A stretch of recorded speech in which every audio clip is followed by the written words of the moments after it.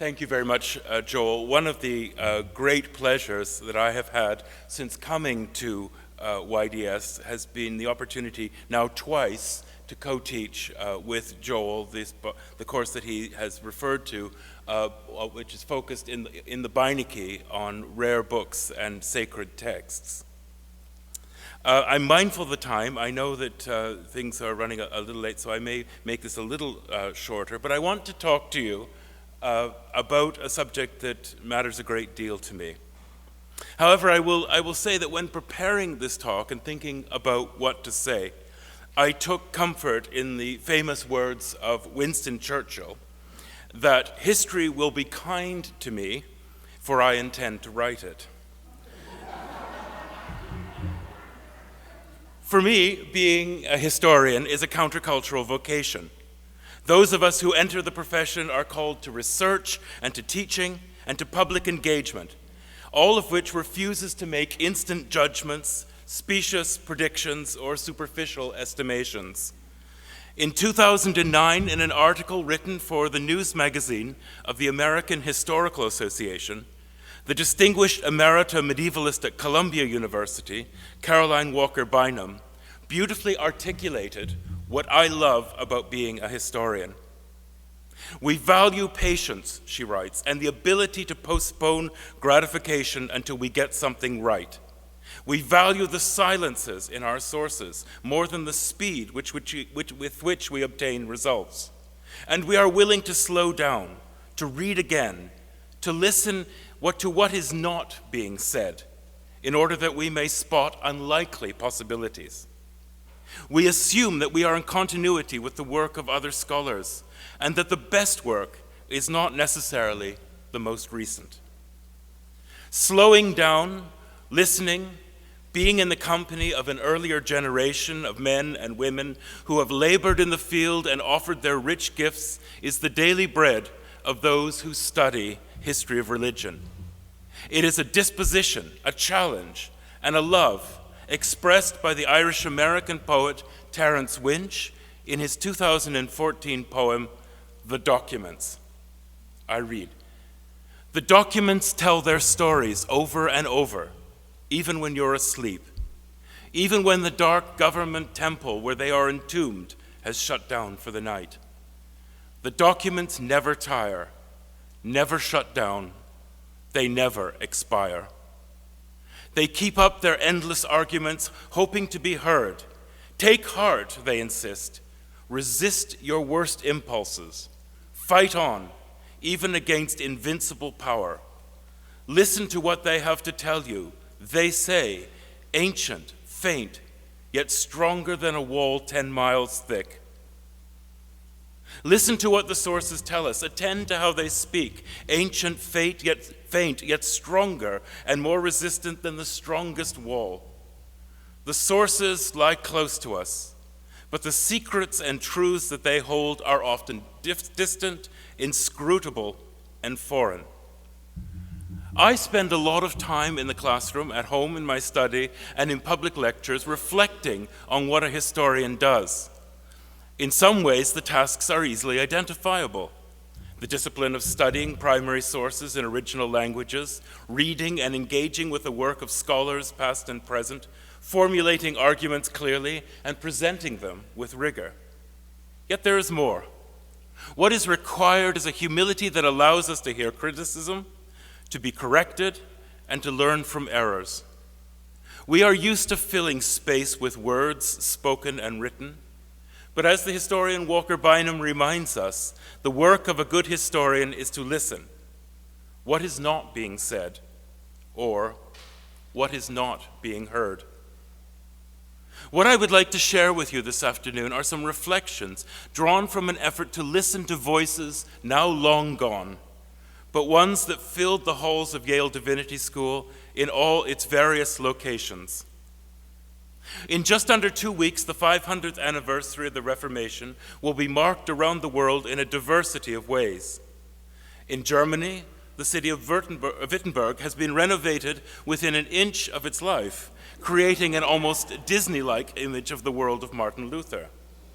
Rome will have its newly named Piazza Martin Lutero, And conferences, exhibitions, and church services are taking place in Brazil, Africa, and Asia. The major Congress of the Lutheran Church, as many will know, celebrating the anniversary, was held in Namibia. Last week at YDS, we had a conference on the legacy of the Reformation here in America, sparking fascinating conversations and eventually a book. But as Bob Dylan reminds us, the times they are changing. Unlike the Reformation anniversary of a century ago in 1917 and earlier in the 19th century, which celebrated an age of triumphant Protestant narratives, this year is a time for reflection and for taking stock of the place of the Reformation in the 21st century. Themes that have risen to prominence include the meaning of the Reformation in an ecumenical world, how to mark a divisive religious event in a modern secular world where religious violence, intolerance, and freedoms are very much part of our contemporary debates. Further, moving away from the veneration of the Reformers, questions are asked about Martin Luther and the Jews, the role of Calvin in the execution of Servetus, and the place of women in what seems to be an almost exclusively male event. There are other challenges at hand. The Reformation as a field has retreated significantly in the past 30 years. Departments of history are now unlikely to appoint a person to a job that focuses exclusively on teaching and researching the Reformation. Rather, the subject has moved into broader field of early modern religion. Despite significant challenges, however, there is a great deal to be optimistic about. And that brings me back to my opening reflection on listening and learning, the very work of a historian. I want to explore the unique role Yale has played in national, international conversations about the Reformation by focusing on the position that I am so very fortunate to hold today, the Titus Street Chair of Ecclesiastical History. Created in 1869 by a gift of August Street, who was a graduate of Yale College in 1812, the chair has been held by 5 men and 2 women. In briefly considering how some of these scholars and public personae addressed the past, we have access to a cultural history of the Reformation, a window on how to think historically about the church as it has been interpreted and taught in the worlds of the 19th century to our own day. We shall encounter George Park Fisher, Williston Walker, Roland Bainton, Yaroslav Pelikan, and Serene Jones. We shall follow where they have taken us as scholars and church leaders of their age who exerted considerable influence here at the Divinity School, in the university, and in the wider national and international spheres. And building on their wisdom and their work, I want to conclude with some reflections on 2017 and beyond.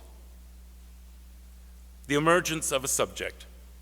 In the United States, the historical study of Christianity, or church history, was in many ways a 19th century phenomenon inspired by intellectual developments in Germany that saw the rise of the discipline of history.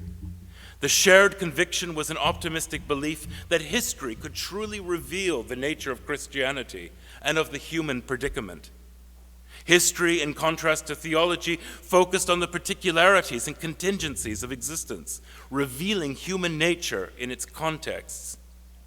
The study of primary sources, the determination to establish reliable facts, and the resolute belief that rigorous historical research alone could yield patterns of divine and human interaction shaped the writings of those leaders of the German historical school. Nevertheless, with the arrival of this form of history in theological schools in the 1860s, 70s, and 80s was closely tied to the development of biblical criticism, an enthusiasm for textual work. Nevertheless, church history was something of a Johnny-come-lately to seminaries and theological schools in America. As late as the mid-19th century, a theological education consisted largely of the Bible, biblical languages, and theology. For the most part, it did not involve the historical study of Christianity, which amazingly was regarded as dangerous and a subversive discipline, practiced largely by the Germans. The Titus Street Chair, as I say, was founded in 1869 at Yale, establishing the discipline, but it was regarded initially as little more than a handmaiden to theology. The greatest historian of the age, Philip Schaff, church historian, the Swiss-born Protestant, who became professor at Union Theological Seminary in 1870, brought to America this German tradition, yet developed a distinctly American voice that separated itself from being wholly dependent on European models. Although the post-Civil War period saw the establishment of chairs of church history in the leading universities and seminaries in the States, the subject was slow to acquire acceptance. Like Schaff, most church historians had to teach either biblical interpretation or theology. And as I mentioned, the problem lay in a deep suspicion about the study of history in the divinity context. Ecclesiastical history was thought by many to undermine theological education precisely because it revealed the diversity of church teachings and exposed conflicts over doctrine and practice. This was seen as posing a threat to a student's faith. At Andover, as the historian Elizabeth Clark has found, church history was delayed until late in the student's final year to protect him from its potentially harmful effects. So what would they think of what happens now at YDS? I get the students in their first year at 8:30 in the morning on Monday before they've had a chance even to defend themselves. The first holder of the Titus Street Chair of Ecclesiastical History was George Park Fisher. Born in Wrentham, Massachusetts, after graduating from Brown University in 1847, Fisher enrolled briefly at Yale Divinity School and then at Auburn Theological Seminary before completing his education at Andover Seminary in 1851. From 1852 to 1854, Fisher studied in Germany, taking in that historical method with its attention to detail and to literary and critical analysis of historical texts. Fisher believed that Christianity, both as a religion and as an institution, should be subjected to the same scholarly scrutiny that applied to all social institutions. His insistence on this understanding of historical method remains one of his most important contributions to American intellectual life. Returning to the United States in 1854, Fisher accepted the Livingston Professorship of Divinity at Yale, and since the post included serving as pastor in the college church, he was also ordained to the Congregationalist ministry. The appointment began a lifelong career at Yale. Fisher became professor of ecclesiastical history at Yale Divinity School, where he served until 1901, including a period as dean from 1895 to 1901. George Park Fisher shared three of the profound tendencies of church history in America in the late 19th century: a veneration of German historical scholarship, a belief in the role of providence in history, and an understanding of history as more than a series of chronological events, but as connections, causes, and effects. History for Fisher was cast in a theological frame, a structure into which the study of society could be placed. Deeply critical of those historians who did not pay sufficient attention to the design of providence and history and attended only to what he called the machinery of physical laws. A Christian view of history, he argued, revealed the close relationship between God and men and women, that God established the new kingdom of earth, that providence is evident in the ways in which the Roman Empire prepared for modern Christian civilization. Yet Fisher's years at German universities left a deep mark, particularly the cult of evidence involved in deep and historical survey of the field, in which historians advance and defend their own ideas based on careful examination of sources. In his 1898 address as president of the American Historical Society, Fisher declared what the work of the church historian was. It is one office of the historian to weigh the scales of justice, the merits of historical persons. It belongs to the historian to gauge the qualities of the men and women who act their parts on the public stage. It will serve to describe the office that history performs in calling to her bar the men whose career she passes in review. Surely it is a most responsible office, for we do not owe to the dead, for do we not owe to the dead the same measure of justice that we owe to the living? Shall not the departed, if we speak of them at all, be righteously dealt with? Speaking, however, at the end of the 19th century, Fisher's attitudes were all too clearly revealed in his Euro-American view of the historical discipline. For in arguing that history deals with human development, it was limited to those societies that kept records and wrote histories. Applying the race theory of his day, Fisher believed that what he called savage peoples had no development and therefore offered the historian little to research. He did not have much time for the older societies of China, Japan, or India because he saw in them an inability to change. Europeans and Americans, in his estimation, were this dominant people. Liberty came from the Greeks, and Christianity was the highest stage of human existence. Human life is governed by providence, which alone brings out the inchoate state of human affairs, a sense of order. George Park Fisher's comprehensive treatment of the Reformation emerged from a series of lectures he delivered in 1871 at the Lowell Institute in Boston. The book is dedicated to Theodore Dwight Woolsey, who is described as a friend and example of good learning. There is a remarkable passage in Fisher's preface that speaks to many of the characteristics of his work. He declared that his history was not intended to be polemical, and that he had not undertaken it to inculcate Protestantism or to, quote, kindle animosity against the church in Rome. Then, remarkably, he continues, very serious as the points of difference are which separate the body of Protestantism from the body of Roman Catholics, the points on which they agree outweigh in importance the points on which they differ. What follows in his preface is a clear indication of those qualities that Fisher most admired. Whoever supposes that the reformers were exempt from the grave faults and infirmities must either be ignorant of their history or have studied it under the influence of partisan bias. Impartiality, however, is not indifference, and a frigid and carping spirit that chills the natural outflow of a just admiration may equally, with the spirit of hero worship, hinder one from arriving at the real truth, as well as the best lessons of history.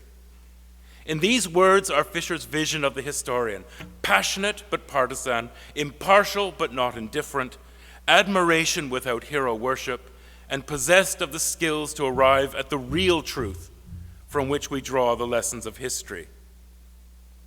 Protestantism, therefore, had a positive and negative aspect, for it both affirmed belief and denied old verities. It discarded one interpretation of Christianity to replace it with another. It was, in Fisher's terms, a purer apprehension of the truth, driven by a deep passion, not merely by a spirit of resistance. The liberty that the reformers prized first and chiefly was not the abstract right to choose one's creed without constraint, Fisher writes, but a liberty that flows from the unforced appropriation of the soul, of truth in harmony with its inmost nature and its conscious necessities. Indeed, it was this direct subjective encounter of the individual with Scripture that he argued was the essence of Protestantism, which had no pretense of forming a new religion, but created a new spiritual life that consciously had its, quote, fountainhead in the writings of the prophets and apostles. Fisher's providentialism can't be missed. Hence, intellectual liberty, he writes, freedom of thought and inquiry was a consequence of the Reformation that could not fail to be eventually realized. Fisher died in 1909, and his funeral took place in Marquand Chapel, conducted by his successor to the Titus Street Chair of Ecclesiastical History, Williston Walker. In the Yale Divinity Quarterly of January 1910, which I can tell you is extremely hard to find, Walker described Fisher as, quote, prince of teachers in the classroom, as a person who could illuminate past age with vivid characterization, or portray the traits of a leader in the church with graphic and penetrating discrimination. Theologically, Walker described Fisher as a man with broad sympathies with the developments of the past half-century. He was liberal and tolerant, committed to the New England theology of congregationalism, but a reformer and modernizer at heart. At the dedication of a window in Sterling Memorial Library to George Park Fisher in 1914, which was attended by Yale President Arthur Twining Hadley, Fisher's colleague, the painter and sculptor John Ferguson Weir, who was to found the School of Fine Arts at Yale, reflected on his friend in an oration. In the fullness of his college activity, Fisher was among the first and most widely known, Weir writes, and influential of those distinguished teachers and writers who have contributed to the reputation of Yale. To the highest interests, he was deeply loyal. His merits as a scholar, historian, theologian, and luminous writer were widely recognized on both sides of the Atlantic and commented upon at the time of his death. But only those who knew him, Weir continues, and likewise the charm of his wit and genial personality, which gave to his companionship and still more to his friendship a distinct flavor of its own, can realize what these words have aimed to suggest. President Hadley described both Fisher and Weir as the two lights of Yale in their day. Williston Walker and the liberal Protestant vision of the Reformation. If the language of the Protestant Reformation as progress was to be found in George Park Fisher, it blossomed under his successor. Williston Walker belonged to an age of great optimism.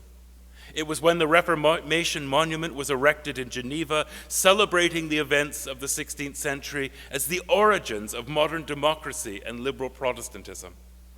In his 1906 book on the Reformation, Walker enthused that, quote, religious reform was not the blossoming, but the fruitage of a general unfettering of the human mind. And hence the Reformation is the crowning episode in that struggle for freedom of thought which preceded the struggle for freedom in political action, and which, however imperfectly fought out, was the great contribution of the 15th, 16th, and 17th centuries to human progress. Walker was also from a congregational family. Born in Maine, he was educated at Amherst College and Hartford Theological Seminary before crossing the Atlantic to do his doctorate in Leipzig in Germany. His first position was at Bryn Mawr College, where he was professor of history, succeeding one Woodrow Wilson. And in 1901, he succeeded Fisher as the Titus Street professor.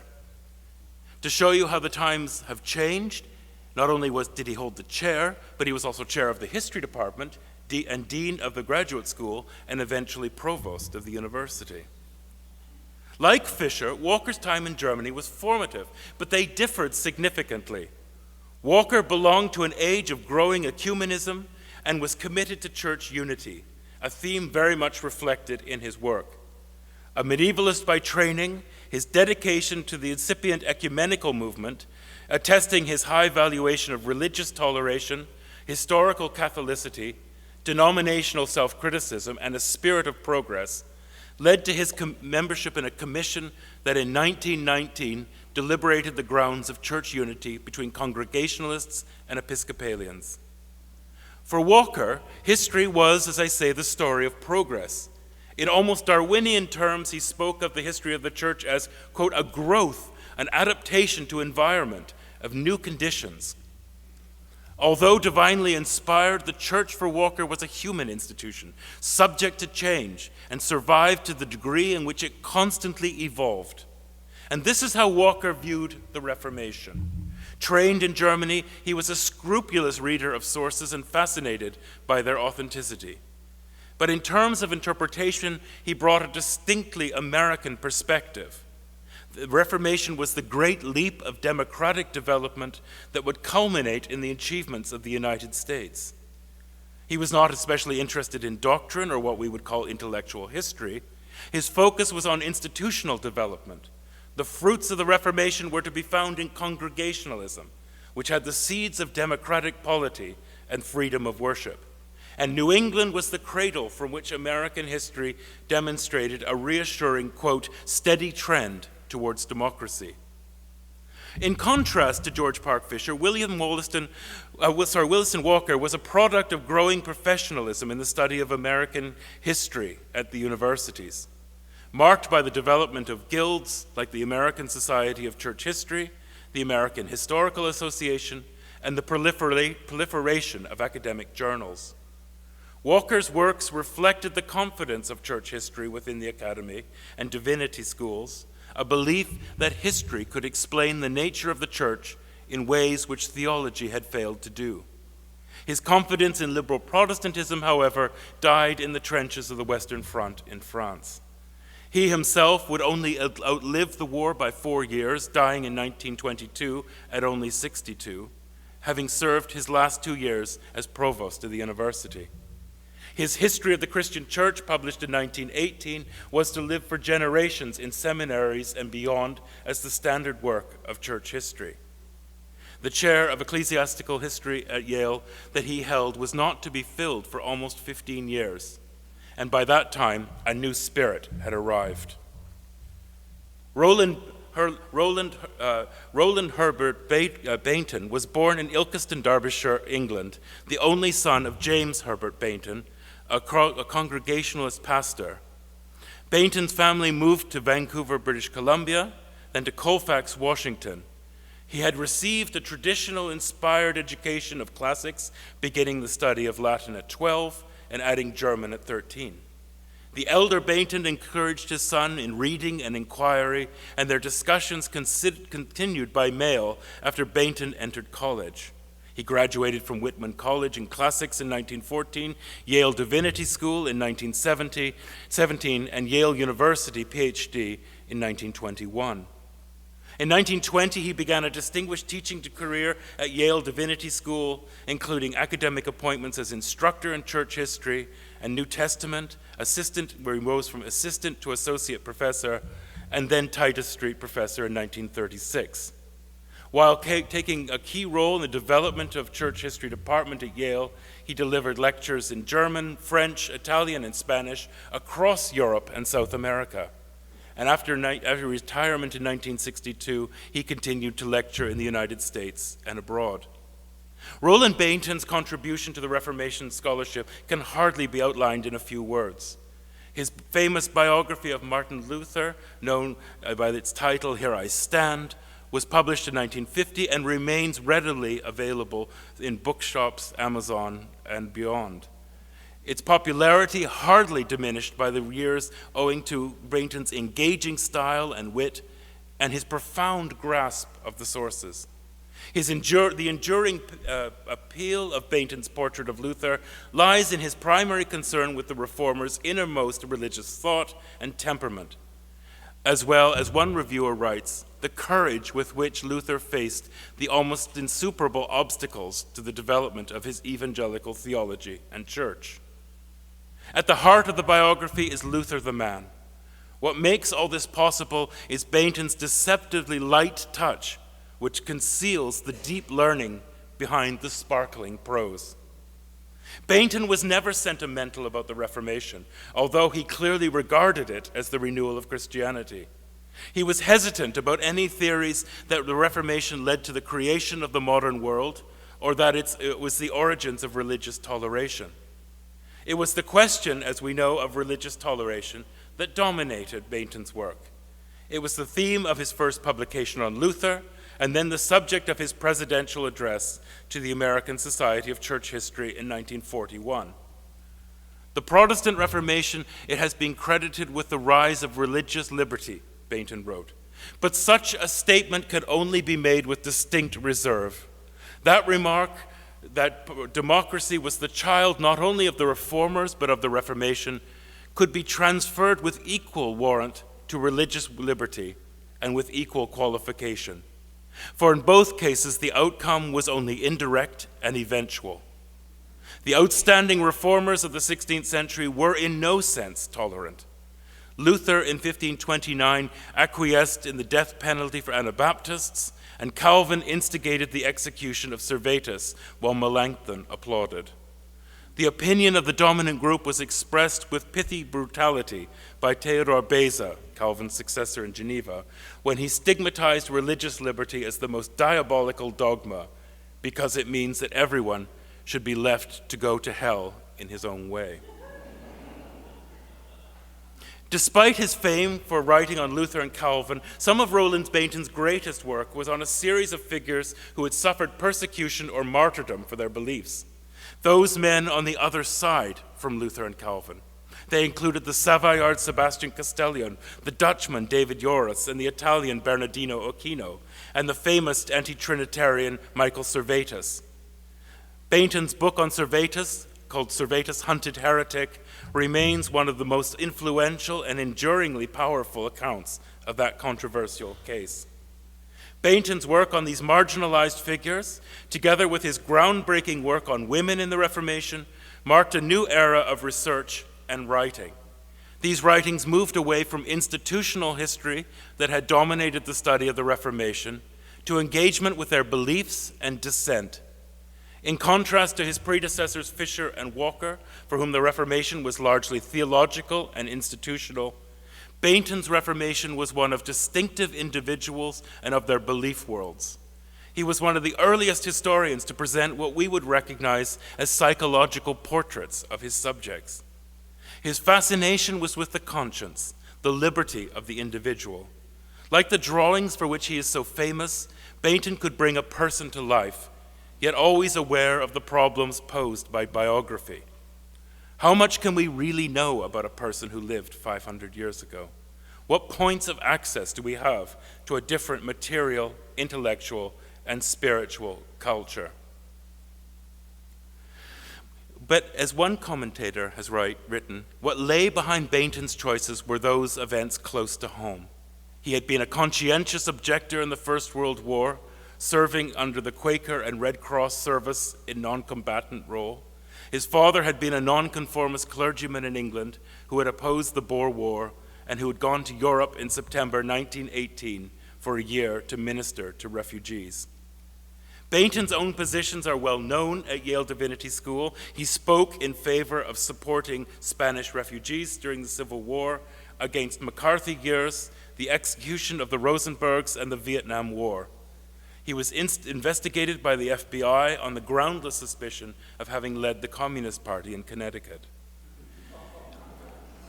In a 1985 preface to Roland Bainton's The Reformation of the 16th Century, which was originally published in 1952, Yaroslav Pelikan remarked that this book brought together in a single coherent account many insights and materials that could have remained scattered about in Bainton's monographs and specialized articles.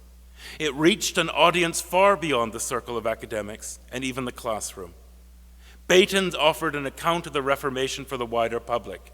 The book was, in Pelikan's estimation, the book on the Reformation for almost 30 years, marked by an impressive fairness and balance, and in which the author, quote, interprets with sympathy even positions and teachings he did not share or like. Do I hear the word Calvinism? Bainton's Reformation of the 16th century, written shortly after the Second World War, however, it was too soon to anticipate the enormous influence of Marxist scholarship would have on the Reformation, an influence not limited to East Germany, but one that greatly shaped the development of the Reformation. Also, he would not have had time to see the growing interest among Roman Catholic scholars in the field. That would change profoundly during the 1960s with the Second Vatican Council, marking the emergence of some of the greatest Luther scholars of his age. But many here will remember Roland Bainton and his bicycle, his drawings, his wit, and his storytelling. I did not know him, and in fact I was born the year he retired. The Roland Bainton that I do know from his work and correspondence enormously diversified the field of church history.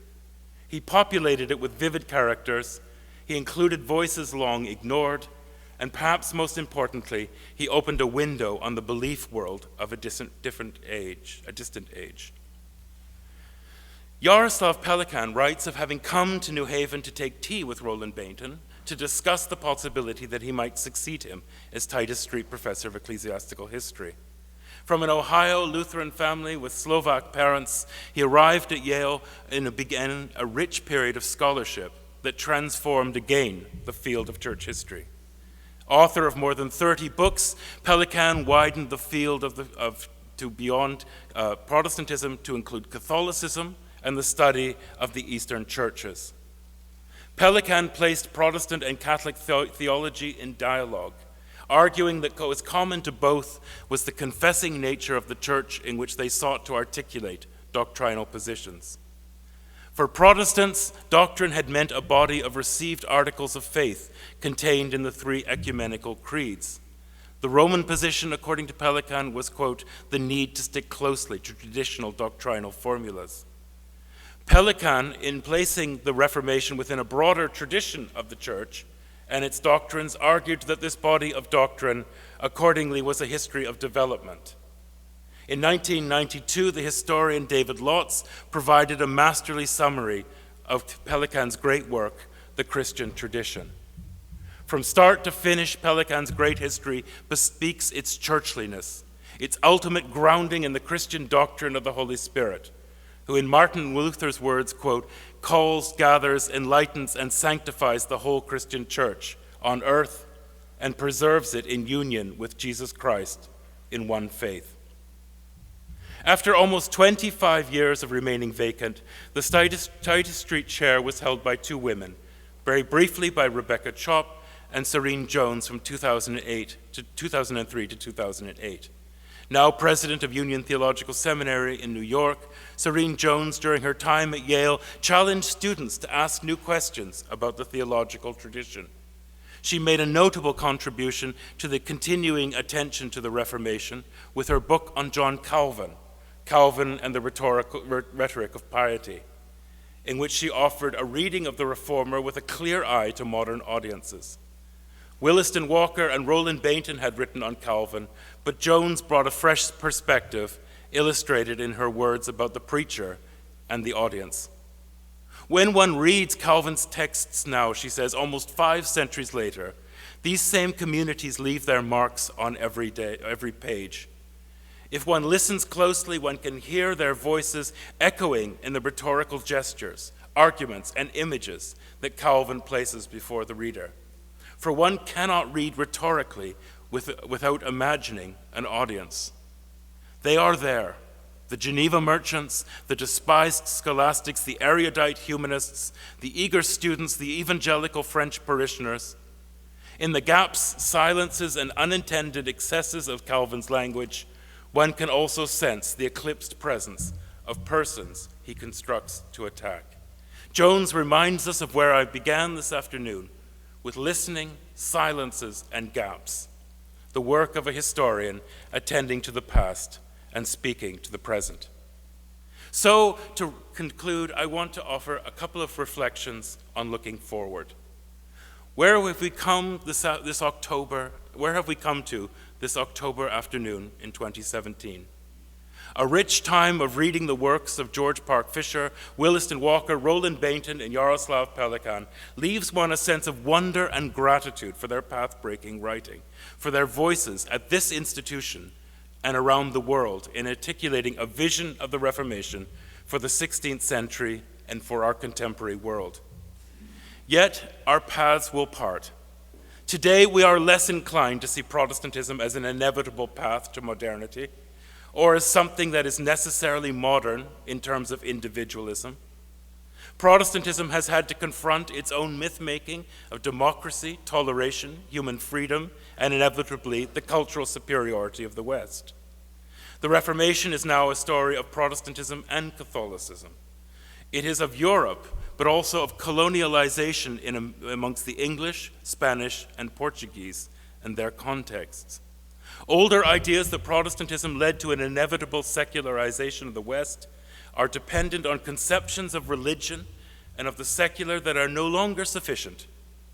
Where previous accounts of the Reformation worked with strict categories of confessional difference as well as distinctions between theology, history and literature, anthropology and social sciences, scholars now work to understand both 16th and 17th century and modern people's construction of concepts of confessional difference, of the sacred, of selfhood, of the sensuous, of the heterodox and the orthodox, the rational and irrational, the temporal and eternal, in Europe and beyond. This is not to say for a moment that theological ideas of the Reformers are in any way diminished. Our effort is to explore those ideas more fully, not in disembodied thought, but in embodied concepts placed in their historical and theological contexts. Protestantism in 2017 is a global religion, and the story of the Reformation no longer belongs solely to Europe or North America. As the recent edition of Reflections reminds us, the majority world has seen an extraordinary growth of Christianity. These extraordinarily diverse formulations of the Christian faith cannot be directly traced back to the Reformation. They have followed their own path, and there are no normative traditions based at the core set of theological principles. There are broad principles of agreement, but none of the versions of Protestantism that have and continue to emerge are nearly as monolithic as they have been traditionally presented. The history of Protestantism now is a story of a fractious, divided spectrum of beliefs and practices in which at different points and different individuals and groups have been dominant, but which have been shaped by constant calls for renewal and reform. Writing on religious history now, and the Reformation in particular, has changed radically, embracing a much greater range of ideas and practices and looking to diversity within movements. We may be marking the Reformation on the day in which Martin Luther posted his 95 Theses, but now we attend to a much wider group of reforming figures, Protestant, Catholic, and those who fell under the designations of radicals. We look to the anthropology of religion, materiality, and the history of emotions. I recently published a chapter on the Reformation and memory in the Oxford Handbook of the Protestant Reformations. The editor reminds us that a history of religious truth claims takes us to questions of power, contestation, and group building, rather than individuality and free conscience in our modern sense. We look to sites, media, and institutions that shape debates. So to conclude, the Reformation in 2017 is a turning point. It is no longer an uncontested point in the development of modernity, focused on the thought of a small number of reformers. Triumphal narratives of Protestantism have given ways to studies of religion in which bodies, material culture, gendered identification, spaces, and texts through which religion becomes present in imaginative ways.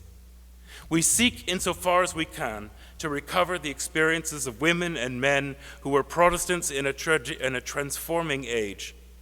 The exploration of the pluralities of Protestant and Catholic identities in the early modern world, the recovery of divergent theological voices, and expanding horizons to think of the global implications for both the 16th century and our own age is a challenge bequeathed to those who once taught here. They, in their day, transformed history, theology, and the Reformation. We continue to listen to their wisdom, and as the poet Terence Winch reminds us, to let the documents tell their story. Thank you very much.